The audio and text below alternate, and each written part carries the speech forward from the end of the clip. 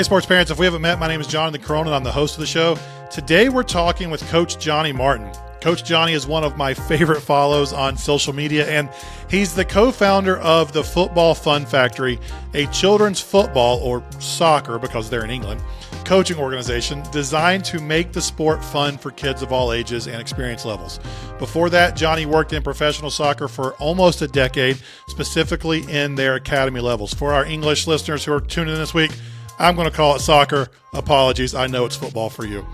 In our conversation today, we talk about the balance between competition and fun, how we can support our kids as full human beings and not just athletes, and how we can encourage our kids without adding additional pressure. If you want to know more about Jonny or the Football Fun Factory, those links will be in the show notes down below. If you like the show today, we're going to ask that you rate us and review us wherever you're listening. If you're listening on Apple Podcasts, writing a small review would be a huge help. If you're watching on YouTube, make sure to hit that like and subscribe button. Most of all, if this episode today helps you in any way, the best thing you can do is share it with a friend. With all that out of the way, here's my conversation with Coach Jonny Martin. We're here with our first international guest on the show. Jonny, thanks so much for being here today. Thank you very much for having me. My pleasure. I had no clue you all existed until I started this platform, and then somehow your stuff started popping up, and it instantly became. I'm a youth soccer coach in America, and everything you teach, I'm like, oh, I'm using that. Oh, I'm using that. Oh, I'm using that. So it's been you. Whether you realize it or not, you have been a service to me from across the Atlantic Ocean. That is so good to hear. I always say that the best coaches are the best thieves. So all I've done over the years is steal whatever I can from other coaches. So if people can steal stuff from me and add it to their coaching, then happy days. Yeah, it's been. One of the things, I won't get into details because we don't have a ton of soccer people here, but one of the things you had back in the spring, I saw it. I'm like, oh, and I'd been trying to teach a similar concept to a bunch of 8 and 9-year-olds, and they weren't getting it. I took what you put out the next practice, put it in. They're like, oh, okay, we get it now, and so it clicked. So I was like, all right, here we go. That's great. Class, that's so good to hear. I think hopefully as well is like my content, although it is specific to football, or as you guys call it, soccer, hopefully it can be transferable across lots of different sports and just in general working with children. Yeah, and that's why I wanted to talk to you, because I think what you do such a great job, and we'll get into all this in a second, what you do such a great job on is taking the principles of coaching, of working with young athletes, and you present them in a way that is football related, whereas you could use that with hockey, you could use it with lacrosse, you could use it with the principles. When I was in seminary, I had a professor who was 1,000 years old at the time. He literally wrote the book in the 70s on Sunday school. So he's that old, but He had this little axiom that I've stolen from him that said, methods are many, principles are few. Methods may change, but principles never do. And nice. What I like to do on this show all the time, it's what you do with your content, is here are the principles. You can take the method that works for you as long as it's supporting this overall principle. Yeah, I think also everyone's different, aren't they? Everyone will have their own beliefs, their own style, their own character, their own personality, and not everyone should be the same. But if you've got these principles that you can work from and then put your magic touch on it, we call it, all of our coaches across our program, superstars. So if they can put their superstar touch on it and ultimately then bring it to life their way, that's where the real magic happens, I think. So as we get to know you, I want to ask the question that we always ask, and you've got an interesting answer that I know is coming up. Before we talk about all the coaching and your experience as a player, we want to meet Dad, and you might be the newest dad we've had on here. So Can you tell us a little bit about your daughter? And obviously she doesn't play anything yet, but just give us, what's it like being a new dad? So my daughter is 9 weeks old, and it has been the most wild 9 weeks of my entire life. She came into the world middle of May, and the best bits have been better than I ever could have imagined. The hard bits and the tough bits have been tougher than I ever could have imagined. That's probably the best way to describe it. But learning every day, loving every second, and she doesn't play sport now, obviously. But our programs at the Football Fun Factory start as young as 18 months. So when she's old enough, I'll definitely be taking her along. Is she sleeping with a ball yet? She's got one at her feet during the day. Yeah, at night that's a whole other ball game. I don't go. I try to stay away. Yeah, so those first 8 weeks. Are you sleeping at all? Not too bad. I'm sort Okay. of operating now for about 5 hours, so we're Okay. getting by. Have we didn't put this in the notes, but new dad of 9 weeks. Do you have a different perspective of the parents of the kids you're coaching now after having a kid for 9 weeks? Yeah, it's a really good question. A few people have asked me just in general has my perspective in life changed. As soon as she came into the world, I actually did a post about this. I knew instantly like what I wanted to support her with. I wanted her to be safe. I want her to be happy. I want to help her grow into the best possible person. And it just does like change your perspective a little bit, and then probably gives you a little bit of an insight into the parents' world, which I didn't have before. So it's been a good opportunity for me as a coach, as well as obviously a person and an individual, a Yeah, dad. So yeah, loving every second. that's so great. Before we get to the coaching, because I don't want to take for granted that people might know who you are, can you give us a little bit of your background playing and coaching, just so to kind of set the scene so that we can meet you a little bit more? Cool. So I'm a failed footballer and a proud one. I played in academies when I was younger, but desperate to become a professional footballer when I was a kid. Unfortunately, there was no sob story, no injury that set me back. I just Just playing weren't good wasn't good enough. enough. Yeah. But through my early experiences, I developed this love for sport, for football in particular, and was desperate to work in the industry. So as early as I could, I started volunteering at a local grassroots club, and I actually did my first coaching qualification literally the week after my birthday that I was then allowed to. So I then got involved in that world as early as possible, and then wrote to every single local football club in the area to try and get some volunteering work and some jobs. Eventually, one of them came back to me, and I ended up working then at that football club for just under a decade, where I did pretty much every job you can imagine at that club from a coaching perspective, like working in schools, coaching development centres, running those programs, to then working with the elite players in the academy. So I had a real good sort of upbringing in coaching and a real variety to my coaching, which I think was really sort of set me up for long-term success. So I worked as the foundation phase lead, specialising with children aged 5 through to 12. And then I left a career of 10 years in professional football to then join my founder of the Football Fun Factory, James Cutting, to put football fun on the doorsteps of children far and wide. And that's the part I want to talk to you about. So you've been at these high levels. You've been in the intense competitive. As a player, you wanted to get there. And as a coach, you were helping kids get there. But then you stepped away and said, you know what? Like, we've got to make this game fun. We've got to help kids genuinely love the game. So what was it in you that created the shift to go from, I'm not saying this is bad over here, but I want to spend my time on the fun and love side of the game? Yeah, first and foremost, don't get me wrong, there are some fantastic things that happen in elite and academy football. And I was part of that for a large part of my coaching career in life, and saw firsthand the benefits that children can get from that when it's done right. There were two things that really prompted me to leave and to go and do what I'm doing now. First and foremost, I was seeing children at the age of 7, 8, 9 years of age come in with a massive smile on their face, love what they're doing, and football was a passion for them. Within 6, 12, 18 months, sometimes a little bit longer, you saw that love, that pure joy, elation when they turned up to training just fade. And it started for children at the age of 10 years old becoming like a job.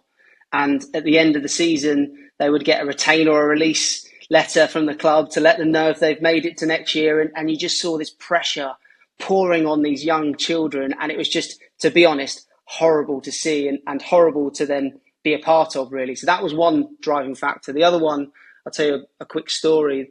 I was very fortunate throughout my time at Cambridge United, the professional football club that I was at. They put me through a number of coaching qualifications.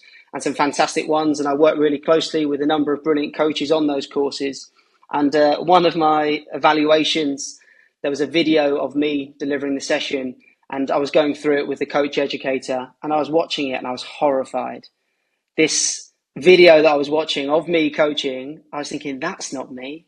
Like when I first started coaching, and I am now, again, it's sort of the shackles have been lifted. I'm a big kid, run around, have just as much fun as the kids do, smile on my face, 100 million rubbish jokes throughout my session. And I was watching this video of me and I was thinking, that isn't me. That's not my personality. That's not my coaching style. And that was a bit of a wake up call, really, to evaluate what I was doing. Yeah, we interviewed Jason Sachs, who's the president or the CEO of Positive Coaching Alliance here in the States. And he said that there was once a video with him coaching high school basketball. And he saw the video of himself coaching and he's like, ooh, I wouldn't want to play for me. And that was kind of his turning point of getting to where he is now too. And it's a lot of times, and I have so much empathy for parents because a lot of times we don't realize what we're doing until we do. And it's like, once we realize it, it's the story I tell people all the time of why I started this platform was my daughter was part of a soccer tournament. They were playing, I think, U10 or U11. So most of the girls were 8 and 9, maybe a couple 10-year-olds. And we're a recreation team, grassroots in your language. And we're playing against, and this is end of season tournament, against like the lowest level of competitive soccer. So a step up for us, but still a fairly low level. And after one of the games, I saw a dad just yelling at his daughter, and she had been 8 or 9 years old, and she started crying and leaned into mom, and he kept going. He didn't stop. And I felt sympathy for the girl at the time, but I felt empathy for that dad because I don't think anyone had ever taught him how to handle that better. I don't even think he realized what he was doing in that moment. He just had some unregulated emotions and he was trying to get it. That doesn't excuse it, but no. I'm just convinced that just like you as a coach who saw yourself and realized, hey, I'm doing this wrong. I don't think most parents realize that the pressure they're putting on kids is what they're actually doing. You don't know what you don't know, right? There's a early memory that I have when I first started coaching, and the children weren't listening. So I got them, I must have been 17, 18 years of age coaching. So the children weren't listening. So I got them to do press ups because that's what I was told to do when I didn't listen, when I was a 10-year-old.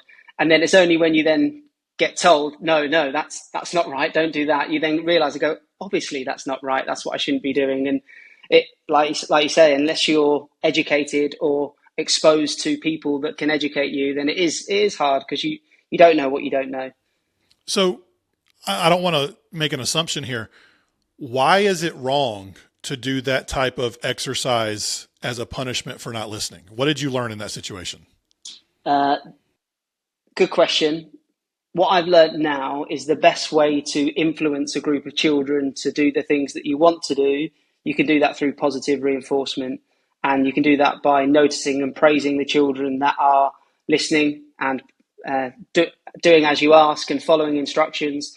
A great example of that, and a top tip that hopefully some of the listeners can apply to their sessions, is rather than saying don't be last, say who can be first. So when you're trying to call the group of children in and you want to give them the next coaching point, I used to always say don't be last. You'd always get 1 or 2 children drag the heels and be the last ones in. The reason they do that is because they then want your attention as a coach, and they want you to show them some attention and from the other children.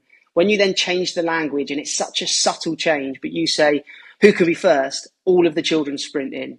I guarantee anyone listening, if you try that in your next session, that will change like that instantly.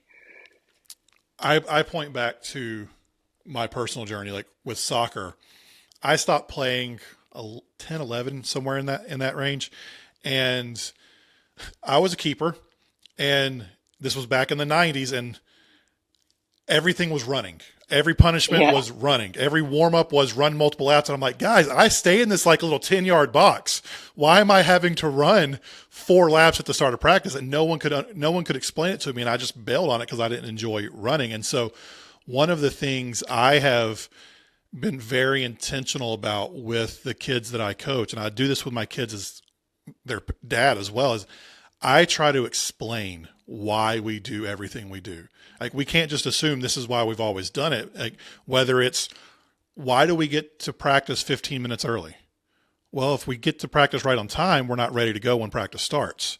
And so my kids now at 8 and 10, they realize if practice is starting at 6 o'clock, we've got to get there between 5:45 and 5:50 so that they're ready to go. And I just wonder how different my journey would have been had the coaches and parents in my life taken the time to explain the why. And if there's method behind the madness, or if there's reasoning as to why, then it makes it sometimes not okay, but more often than not, it adds context. Understandable. And understandable. Yeah, exactly. So I think that's so important. And just quickly on that story you just told, how amazing is that, by the way? The fact that you're able to set your children up, you're able to educate the children that you're working with on valuable life lessons through sport. That's what it's all about, right? That's the whole goal. Yeah, exactly. There's a stat that the FA released, the English Football Association, that 0.012% of children that play football, soccer, go on to play in the Premier League. It's such a tiny, tiny percentage. So therefore, why do we focus on just making the children better at being footballers and young athletes and young players? Whereas actually, if we focus on trying to teach them life skills, because you're more likely to go and work in a bank or to go work in a calf than you are to be a professional footballer. So surely that's got to be the goal, that we use football as a vehicle for child development, not the other way around. The NCAA, which is the college governance here in America, they always had this platform that everyone goes pro in something else. You might go pro in the sport you're playing, but everyone goes pro in something else at some point. And nice. The stat that I always use with people is, like, here, you guys don't deal with this as much, but college athletics is such a big deal here, and everyone wants their kid to play in college or whatever. And the stat is less than 2% of kids in elementary school who start off playing a sport will go on to play college at any level. That's not just the top tier. That's like Division 1, 2, 3. We have NAIA, we have junior college. Like, of those 5 levels, only less than 2% of kids who start playing will go on to play that level. And when we understand that, I think it reframes kind of like what you all do. Like, these sports need to be fun first, because I believe sport is the safest place to learn these lessons. Like, the things you learn from failing and having to get better, the things you learn with having to work as a team, like, those are all things that can be applied for the rest of your life. And we're learning them at 5, 6, 7, 10 years old in ways that, if we do it right, it doesn't matter if they get it wrong the first couple times. Yeah. And also what sport now gives more so than ever before is it's so important to child's development, because when I was younger, I was able to go to the park and I would be given a walkie-talkie from my mum. She'd send me on my way. The only time it would ring is when dinner was ready, but I'd play from after school until it was dark, and it was safe to do so. We were able to do so. There wasn't the world that we're in today. Unfortunately, that isn't possible all the time now for various different reasons, but we have to create sport now. Has to be an environment where children can have that play, can have that time to have fun, like I did in the playground or at the park with my friends as a kid. That doesn't happen anymore. So we've got to find a way to integrate it into our sessions and do it through sport, so children can get exposed to those experiences that unfortunately aren't as accessible these days. The play for the sake of playing is the part that I know here in America, we've lost that. Like, we it's just not a part of our culture anymore. We haven't built cities in ways that allow kids to go to the park. One thing you guys have that we don't is the park nature, kind of neighborhood nature, is built into your communities a little bit better than ours are. So just that idea of playing for the sake of playing. And anytime I talk about this on social, I get these comments about how life is just about winning and losing. And so we have to teach our kids how to compete as early as possible. I'm not against competition. I think everyone has a competitive spirit to some degree baked in them. But I'm a big believer that going or emphasizing competition before we emphasize fun and learning is not a good thing. Once we get where I land is that middle school level, grade 6, 7, 8, like that's when we can start turning a little bit towards the more competition. But fifth grade and below, we're just teaching kids how to love being active and like competing with themselves. So one of the things as I've looked into you all so much that I appreciate is the emphasis on fun. Can you tell me why it is, or explain to parents why that fun factor is so important at those younger ages? We can compete in the midst of it, but why does competition need to be kind of lower on the list compared to fun and learning? I think a good way to explain this is through just an example that I've seen, and it's always good to use real life examples. I think there's a child that used to come, who's one of the most talented young children that I've worked with during my time in academy football, a real natural talent, and started playing, absolutely loved it. And then after a year, because it got too much pressure, too serious, lost the fun in the experiences that he was having, and then stopped playing. So that child could have gone on to be the next David Beckham or whoever, but didn't, because of the associated pressures that were pushed on him both internally and externally. And ultimately, if it's not fun, children will stop playing. So no matter where you want your child to get to, whether it's be a professional or playing college or whatever, or just play as they get older, they're not going to in the absence of those fun early childhood football experiences and those experiences where they can fall in love with the game. In the absence of that, then the rest doesn't follow. There was a study done. I'm trying to remember exactly where it was. I'll try to get it in the show notes if I can. But a social scientist, we know that the number one reason kids stop playing is because of fun. It stops being fun. And so she wanted to say, like, what does fun mean? What does that even look like? And what matters to kids? And I just found it's by the Women's Sports Foundation. 70% of the kids drop out. The study was called the Fun Integration Theory, and it's from George Washington University. Researchers asked young athletes what made sports fun. Winning ranked 48th. Wow. The top factors were trying hard, positive team dynamics, and respectful coaching. And it said when those needs aren't met, especially when pressure to win overrides enjoyment, that's when kids disengage. Tells you everything you need to know. I did a reel where it said, like, parents care more about winning than kids do. 100%. And children, don't get me wrong, children don't turn up wanting to lose. No one turns up, no one plays a game of Monopoly or Snakes and Ladders thinking, oh, I hope I lose. Everyone has an element, as you say, of that competitive streak in them.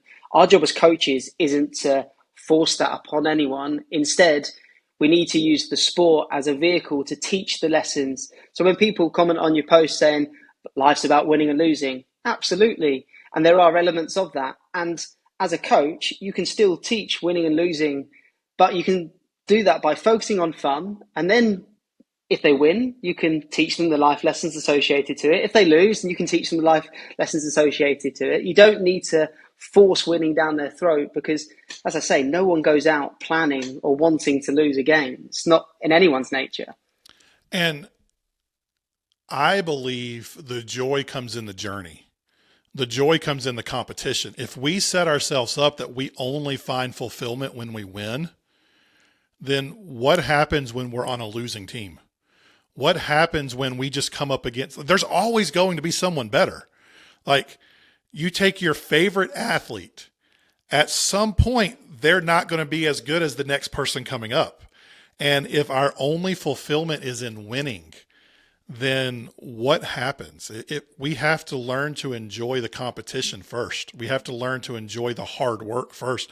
And if we don't enjoy that, the winning is never going to be fulfilling because there's always someone coming next. At the Football Fun Factory, our mission is to become the world's leading children's football coaching organisation. We want to put fun on the doorsteps of as many families and children as possible, and provide our fun, pressure-free experiences for them. We have purposely set our goal of becoming the world's leading without the smart targets that they teach you in school. We've not made it measurable, because what we do, and pardon the pun, but we'll move the goalposts. So when we then become the biggest, we'll then say, well, we're not the world's leading because we're not coaching the most girls. And then when we coach the most girls, we'll then move it again and go, well, actually, no, we're not coaching the most children of this age group. And we'll keep moving the goalposts. Our director, Luke Chadwick, he played for Man United, was in the same team as Beckham, Scholes, Giggs. I'm sure those names will run through with a lot of the listeners. He played in that team under Sir Alex Ferguson, and he said the best thing about his whole journey is the journey. It's not when he then played the game. It was the training, the fun, when he talks about his experiences, he doesn't talk often about Sir Alex Ferguson, albeit he was a legend in the game. He talks about Colin, who was his under-8s coach, that put a smile on his face. And I think that just tells everything you need to know. I heard someone say once, like, one of the best things they ever did for coaching, and I'm just going to use it as an example, like for everyone listening, I want you to think about a coach you had growing up, and just whoever that person is, like let them come in your brain for a second. What was it you remember about that coach?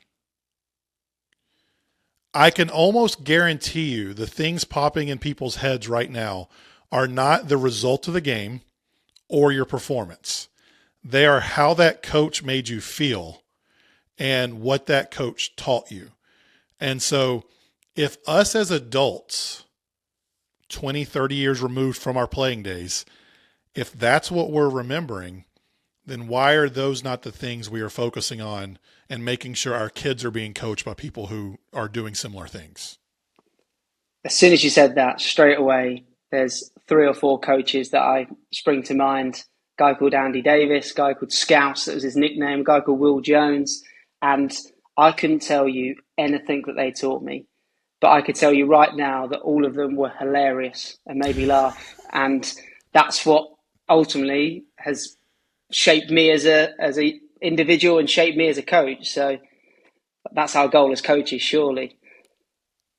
I want to keep going with Coach Jonny, but before we do that, we're going to take a quick break to share some resources with you that will help you on this youth sports journey, and then we'll be back with Coach Jonny in just a minute. Have you ever showed up at the wrong field at the right time? Hey, my name's Zoe, and I've got 3 athletes on club and travel teams, and that's happened to me one too many times. So 2 years ago, I created a new app called Torgo, exclusively for sports parents. It imports schedules from all the different team apps, as well as your personal calendar to keep the entire family, including your kids, on the same page. Go to orgohq.com, download directly from the App Store or Google Play, and make Orgo part of your winning routine. Get the right people to the right places on time. Hey, it's Jonathan. If you haven't signed up for the Weekend Playbook yet, why not?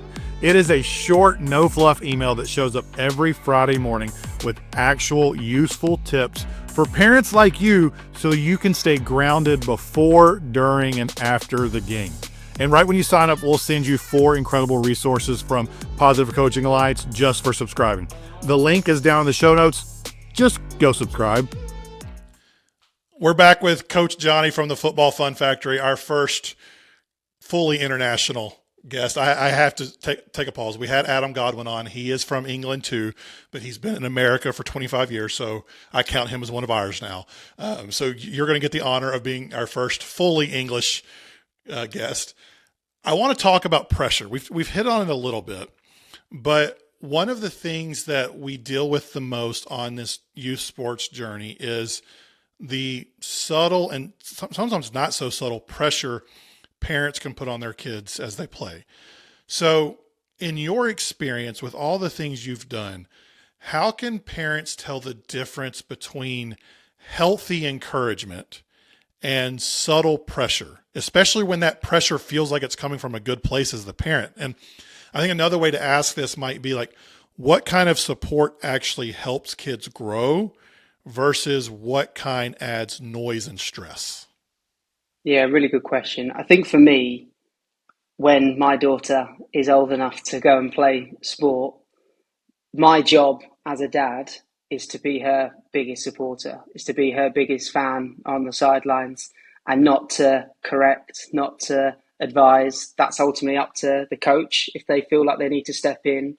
As a parent, you have to be there to support your child through their journey, whatever their journey looks like. And I think there are subtle things that parents can be aware of and can do. So on the sideline, put yourself in the shoes of a 10-year-old. You make a mistake. If you look over at your parent, which lots of 10-year-olds do for reassurance, and they see the parent with their head down, their arms folded, their hands in their pockets with poor body language and looking like disengaged or frustrated with what their child's just done, then that's ultimately going to put this pressure and negativity on that child. So as a parent, you have to be on the sidelines, encouraging, smiling, looking supportive to your child, because when they look over to you, it's so important that they feel that in that moment. And then beyond the pitch, beyond the grass, I always talk around the car journey home. I watched and listened to a podcast that you did with a previous guest, and he was talking around the way in which you can stop your children from playing video games is by stand on their shoulder and dictate what they do, wait till you're in the car journey on the way home, and then debrief the whole thing. It's so true. And as a parent in that car journey home, it has to be a safe space. If the children want to talk about it, then you can be there to listen and ask probing questions and ask questions about how it made them feel and those types of questions, but don't critique their performance, because that ultimately is just going to put added pressure on these young children. When is the right time to quote unquote critique? Like if we're like our kid's coach is with them, let's say 2 to 4 hours a week, plus a game on the weekends, maybe a little bit longer, but we're with them a lot more. We're at home, like we see them, we have that relationship. So how would you advise parents? Like, what's that right balance of like, no, I do see something in my kid. They could work on this, but I don't want to overly criticize. How do we walk that line? I think the best things to do are to make your praise, your focus, all based on effort.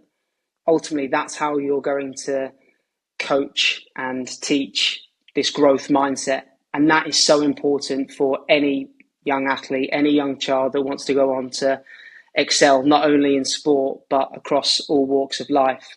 Because if children can understand the importance of delayed gratification, putting in hard work to see the rewards in the future, if they can understand the importance of trying, resilience, bouncing up and coming back from setbacks, and those types of effort-based associated traits in children, then ultimately that's really going to help them in the long run. Because if you see your child working really hard, scores a goal, if you focus on well done for trying your hardest, that is what will benefit them in the long run, not that moment of that technique or the goal that they've scored. And I think that's one thing that parents can actively look to try and do. If they're going to criticize, then ultimately, for me personally, you can advise, you can offer little top tips, but focusing on effort-based praise is the key. One of the things I've started doing with my kids is if I see something that could be improved on, I ask, hey, can I help you on this? Can I notice something? Can I help you? If they say no, okay, they're not in the right mindset at that point. And I'll work on like, all right, hey, if you ever want help on this thing, just let me know and I'll be glad to tell you. If they say yes, I always start it with something positive. Like, I see you doing this and it's really well. If you made this small adjustment, this would help with whatever. And what I have seen from them is the more I ask permission to give them coaching, you could say it critiquing, you could say it advice, whatever you want to call it, I honor their agency as a person. It's not just, hey, I'm the adult, you need to listen to me. It's, hey, do you want to hear this? Like, are you interested in this? And once I give them that choice and I respect that choice, they've become more open to advice. And that's not just like, that's spilled off into other things that's not just sport related. It's like, hey, I noticed this thing. Like you've been forgetting to do this thing around the house. Can I give you a tip that helped me remember how to do it? Yeah. And it's like, oh, okay. And they may not use the exact tip that I give them, but just building that rapport between us is a huge thing. One of the biggest and most important questions that you can ask, I think, to build on that is why. So I'll always remember there was a lad called Tom, and he tried to make a little through ball, and I jumped in and said, no, right, you need to retain possession, turn out and play. And then when the game stopped, he came up to me and explained something, and basically someone made a run and I hadn't seen it. So he was actually better placed and knew what he was trying to do at the age of 10 years of age. And I just assumed and jumped to conclusions and tried to critique and try to fix. Whereas actually, if you ask your daughter, oh, why haven't you done this? It may be, I need some help because I've forgotten, or I need some tips to help around that. Or she might go, I realised it's not that important. I don't want to do it. Here's my thought process behind it. And that actually is a different thing you need to potentially fix or have a conversation around. So I think the why question is so important, because kids are smart. We don't give them enough credit, and they see things that sometimes we don't, especially in sport, because you might want to try and critique someone's technique when they're shooting, but they're trying to do something else that you haven't seen. And imagine if we raise a generation of kids who can formulate their thoughts and opinions and explain their thought process. Like, how beneficial is that for them when they get to our age? Like, no, here's why I did that, and I can explain. It's like, oh, okay. I may not agree with you. You may have come to a bad conclusion, but I like the way you're thinking. What if we did? If we can foster that type of thinking and intellectual processing through the game of whatever your kid plays, like, we're setting our kids up not just to be athletic, but to be wise and smart, and the future's unlimited if we do that. Yeah, 100%. We have a policy here at head office at Football Fun Factory where we've got healthy conflict. Like, me and my business partner, we disagree on everything. And literally we're chalk and cheese, but we respect each other. We ask why. It's not us against each other, it's us against the problem. And we then come to the solution and we work together to do that. And I think that's a skill that you can teach children through sport, and it's so powerful when it's done right. I want to switch gears to another big idea question and get your opinion on it. As athletes, it's so easy to wrap your identity in the sport you play. And we hear about it from professional athletes all the time. They get to the end of their careers and they don't know who they are anymore. And I mean, you well, let's find the stat. You said that 0.012 of English children who start playing the game go on to play professionally. In our context, less than 2% go on to play in college. So if our kids' identity is wrapped in the sport they play, at some point, they're going to have this gigantic identity crisis when they stop playing. You call yourself a failed footballer. You went through that process of like, well, this isn't going to work. Like, what do I do now? So what role do you think sports should play in a kid's life? And then bigger than that, how can parents keep that sport from becoming the center of their identity? I think what's really important is actually the same lad, Tom, his dad. He was such a brilliant figure in Tom's life, whereby he showed as much interest. And I'm sure lots of parents do, but this is one that I just saw in real life throughout my journey. He showed real interest in everything that Tom did, and football was something that Tom did alongside of all the other sports and all the other interests. And he showed the same enthusiasm and energy in everything else that he did, which ultimately meant that football didn't become his identity, and it wasn't that he was a young footballer. In fact, he was a young person who played football and played for an academy and was insanely talented. And then I reflect on my experiences. When I think about when I played football, I'd look over at my dad. He had a big smile on his face, often chatting to someone else and not even watching the game. And he showed as much interest in football, and we're massive football fans. We go to games together now, and he's essentially my best friend.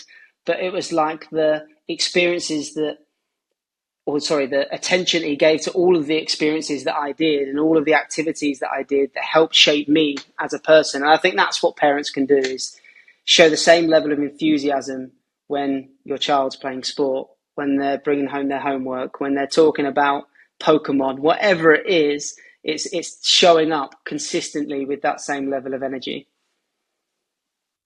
I go back to your asking questions idea.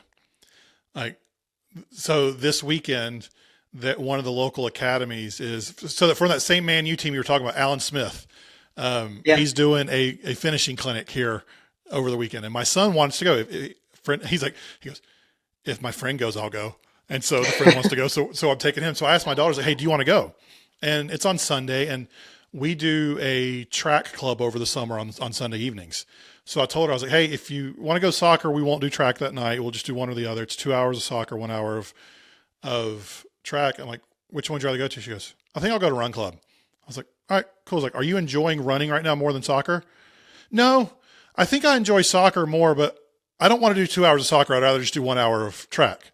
And it's the summertime. We're out of season. So like none of it really matters, but just to hear her, like her voice of like, no, I just think this. And okay. And then we were talking the other day, I've mentioned on here before that she did this horse camp over the summer, and we had her first orthodontist visit.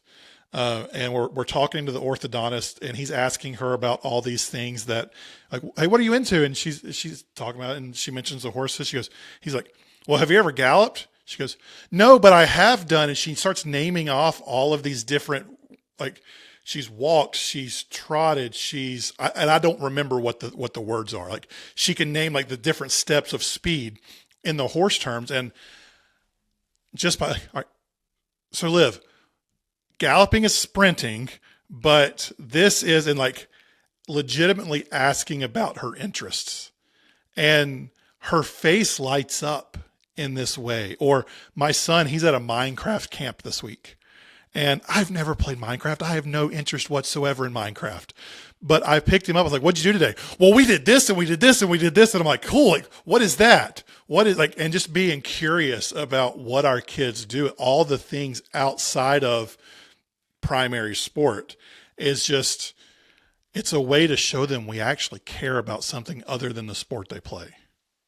You know, when you would have gone through it, but when your children come home from school, there's the danger. Sometimes you say, what have you done today? And they go, I can't remember.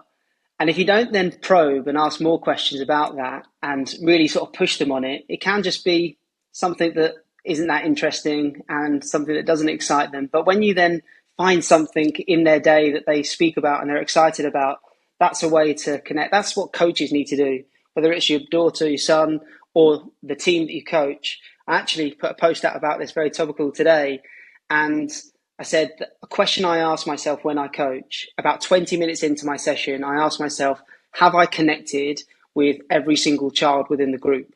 If the answer is no, then I'll make it my mission within the next 5 to 10 minutes to go and connect with any of the children I haven't had that sort of one-to-one connection with and rapport.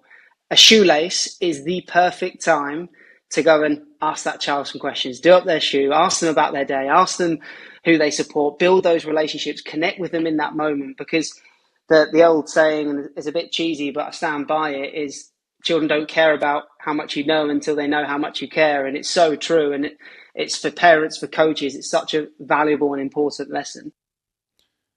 I've been on the field so many times where like kids are talking about Minecraft or Fortnite or whatever it is. And like part of me, like I've done it right and wrong. So I don't want to make myself into a hero here, but like part of me wants to be like, guys, shut up. It's soccer. We'll talk about Minecraft or Fortnite later. But what I've come to realize, and it's kind of a switch for me, is those kids are becoming friends through that shared experience. And if we want to talk about raising good teammates have shared interests outside of the sport as well. And they have a connection that isn't just sport related. So like, it's very tempting as parents to tell our kids, hey, pay attention, or don't talk about that. But if they're still being active in the training, while still talking about whatever the thing may be. Like, again, kids can be multifaceted. And I believe if we make them separate those other cares and enjoyments away from the sport, we begin teaching them sport is only this. The other things don't matter as much. Yes, there's context and contextualization, but they're kids.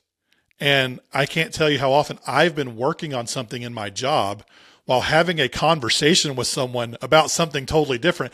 And it's made my job more enjoyable.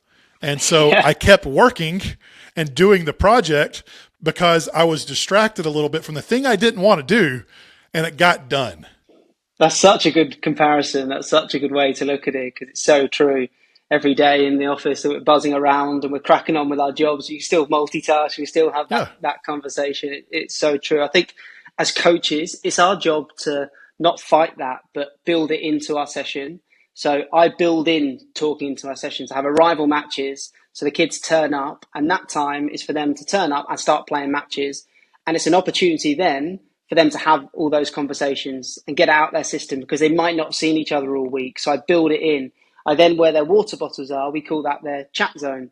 So when they go and grab a drink, sometimes I'll ask them a probing question, but they go over there, they have a drink, and their job is basically to talk to one another and build it into the sessions. And then when you hear children talking about Minecraft, like, cling on to that and jump on that, because that's a vehicle that you can then excite them and grab their imagination. So build it into your session. So I don't know anything about Minecraft, but you can then explain the area as you set out the blocks of Minecraft. And then suddenly some of the children that weren't listening before, or seemingly not listen, suddenly their eyes light up and they're really engaged. And I don't know if there's a baddie in Minecraft. If there is, then that can be the tagger. And it's like bringing it to life and not fighting that, but building it into your session.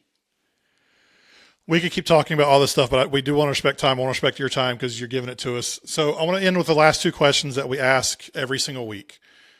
The first one: what's something I haven't asked you today that you think parents need to hear in order to lead their kids in healthy ways? Great question. For me, I think that when I talk about children and when I write posts, I catch myself and I make sure that I don't, and try not to, reference the children as players, as footballers, as athletes, as much as possible. And I talk to them about children and people, because ultimately that's what everyone is. Not everyone is a young footballer or going to be a footballer when they're older, and it's people first. And I think that my biggest advice to parents is to have that firmly in your head, that this is a young child. Yes, they're playing sport. Yes, they're playing whatever it may be, or they're doing an activity. But I think it's really having that front of mind, because when you concentrate on the person first, the rest then will follow. And if you can create a good person, then whether they go on to play elite sport or not, then ultimately they're going to be set up for success in all areas of life. I think, and you can correct me if I'm wrong, because obviously I'm not part of your culture, but one of the things that I think English culture is a little better on than American culture is we attach identity to what people do. Like, I am a website designer by trade. I am XYZ. I am a banker. I am a whatever. No, you are a person who builds websites. You are a person who works in a bank. And it's such a subtle shift. And the way I first learned this, if I'm 100% honest, is the way we talk about mental health or addiction. And that's not what the point of this podcast is, but what I learned was, and again, correct me if I'm wrong, but a lot of times in English culture, it's you are a person who battles with depression. You are not depressed. You are a person who struggles with addiction. You are not an addict. And one of the things that in American culture, that what we do is we put that label on someone. It's not someone who struggles with or someone who does this. It's they are that addiction. And pulling it back to sport, you're not a baseball player. You're a kid who plays baseball. You're not and I say this for parents, you're not a soccer mom.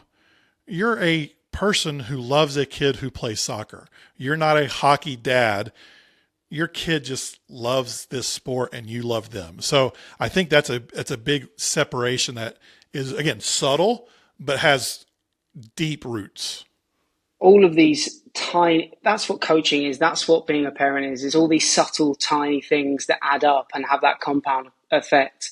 So when I talk to children about misbehaving, they're not naughty. It's their behavior that is unacceptable. It's their behavior that is naughty. And it's important to separate the two, because if you say to a child, you're really naughty, then a child thinks, that's me, that's my person, that's who I am, that's what I do, and this is how I act. Whereas if you can, and when they believe that about themselves, they're going to continue doing it.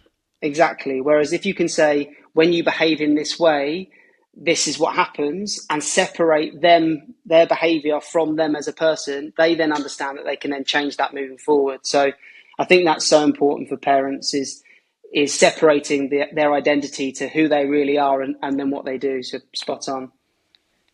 All right, last question for you.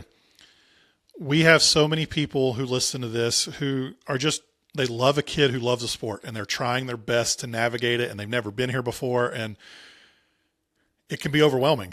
Like the messages we get, like the way sport has been privatized and driven, and it's so much fear-based around here. Like there's so much going on.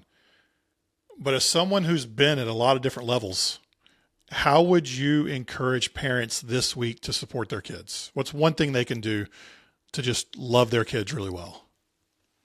Great question. I've seen, as you say, lots of different levels. I've seen children that have stopped playing sport at 9 years old, started again when they're 15 and ended up playing in the Championship and the Premier League. And I've seen so many varying experiences and levels. The one constant of any child or now adult that is playing at the highest level is that they absolutely love what they do. They love the sport. It's a passion. It's an obsession. They have this childlike passion for it. So for any parents, the best thing that you can do is help encourage that, help facilitate that. You might have to be a taxi driver and take them here, there, and everywhere. And I'm preparing myself for that as my daughter gets older. But ultimately, don't push it, and be there to facilitate it, be there to support them, be their biggest supporter, but let them drive it, let them find their love for it, and create this environment which helps them feel supported, know that you're there for them no matter what. And ultimately, that is where you will get success, if that's what you want, not only as a young person, but also someone that then goes on to play at a high level. That's so great. Jonny, I don't think we have too many English listeners, but if we do, can we tell them, or just people, how they can find out more about you and Football Fun Factory? Well, hopefully after this, I'll share it across all my socials, so hopefully we'll get lots more from the UK. But so we're the Football Fun Factory. We're a children's football coaching organisation focused on, as the name suggests, making football fun. We're a franchise organisation. We've got over 110 franchisees across the UK, Ireland, Wales, Scotland, and we're on a mission to become the world's leading. So we've got international ambitions and aims as well. So hopefully before too long, we'll be over in the US and putting football on the doorsteps of families and children. We're going to have to change the name if you guys come over. That's why the logo is as it is. So we've got a soccer ball in the middle and then Fun Factory. So we've already thought about that. That's so much fun. Jonny, thanks so much for being here with us. I appreciate it. That's it for today's episode. As a reminder, if you want to know more about Coach Jonny or the Football Fun Factory, those links are down in the show notes. If you want your weekend playbook, head to healthysportsparents.com/playbook or click down in the show notes for those links. The merch store is open as well. That link is in the show notes. Every shirt you buy is one step closer to helping the Healthy Sports Parents book get published. If you like the show today, I'm going to invite you to subscribe on your favorite podcast app or on YouTube. If you're listening on Apple Podcasts, it'd be a huge help for you to write up a small review. If you're on YouTube, make sure to hit that like button as well. Lastly, if this episode helped you in any way, the best way you can help us grow this show is sharing this episode with a friend. Most of all, my hope for you is that you will enjoy your time with your kid this week, watching them play the sport they love. Have a great week, everybody. We'll talk again soon.